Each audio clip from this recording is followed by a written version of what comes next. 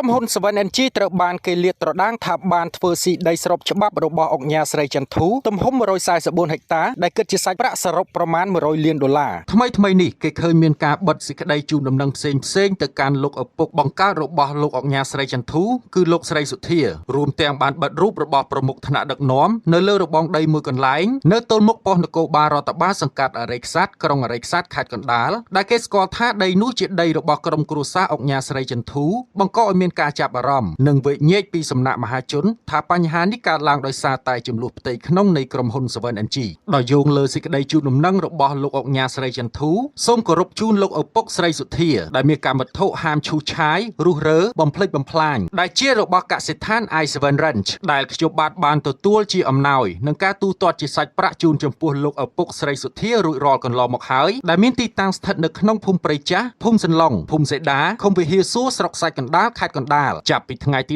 11ខែតុលាឆ្នាំ2025នេះតទៅដោយសារតែមានការឯកភាពលើគម្រោងទាំងអស់ខាងលើពីលោកឪពុកស្រីសុធាដែលបានអនុញ្ញាតឲ្យរូបខ្ញុំបាទធ្វើការអភិវឌ្ឍនិងមានសិទ្ធិចាត់ចែងអភិវឌ្ឍនិងលក់ដូរអស់ចំនួនប្រហែល 90% នៃគម្រោងរហូតដល់បច្ចុប្បន្នបើទោះបីជាពុំទាន់បានទូទាត់លិខិតផ្ទេរសិទ្ធិជាផ្លូវការក្តីក៏ចាត់ទុកបានជាព្រមព្រៀងគ្នារួចហើយដែរគម្រោងដែលខ្ញុំបាទស្រីចន្ទធូបានកាន់កាប់គ្រប់គ្រងនិងអភិវឌ្ឍចាប់តាំងពីឆ្នាំ2015បន្តមកដល់ពេលបច្ចុប្បន្នសរុបគម្រោងមានចំនួន6ទីតាំងដូចខាងក្រោមទីតាំងទី1បង្កើតគម្រោងដីឡូលំនៅឋានគ្រួសារថ្មីដែលមានទីតាំងស្ថិតនៅក្នុងភូមិវិហារសួរខាងជើងឃុំវិហារសួរស្រុកសាច់កណ្ដាលខេត្តកណ្ដាលពូដីឡូក្នុងគម្រោងដែលមានចំនួន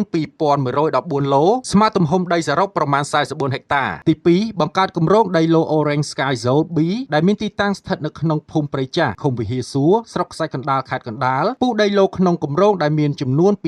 2765ឡូស្មើទំហំដីសរុបប្រហែល47ហិកតាទីតាំងទី3បង្កើតគម្រោង Orange Sky Zone A ដែលមានទីតាំងស្ថិតនៅក្នុងភូមិព្រៃចាស់ឃុំវិហារសួរស្រុកសាច់កណ្ដាលខេត្តកណ្ដាលពូដីឡូក្នុងគម្រោងដែលមានចំនួន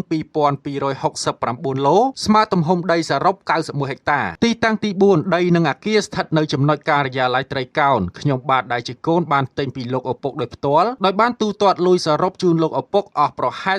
$350,000អាមេរិករួចរាល់ហើយដោយមិនទាន់បានផ្ទេរកម្មសិទ្ធិមកឲ្យរូបខ្ញុំបាននៅឡើយទេទីតាំងទី5ចំណែកដីក្រុងសាងសង់សាកលវិទ្យាល័យវិស្ណុការរូបខ្ញុំបានទូទាត់ជូនលោកឪពុកចំនួន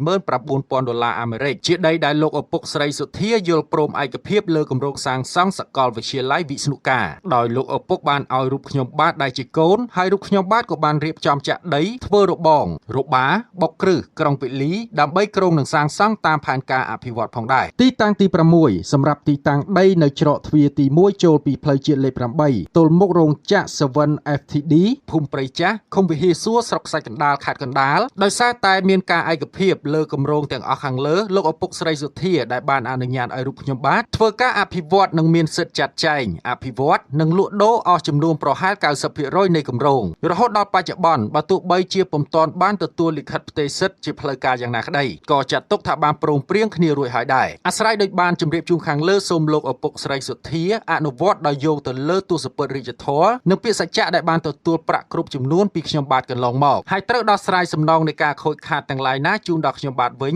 ទាំងថវិកាក្តីនិងពេលវេលាក្តីចំពោះលិខិតជូនដំណឹងរបស់លោកអង្គការស្រីចន្ទធូទៅកាន់លោកឪពុកស្រីសុធានេះគឺធ្វើឡើងកាលពីថ្ងៃទី12ខែតុលាឆ្នាំ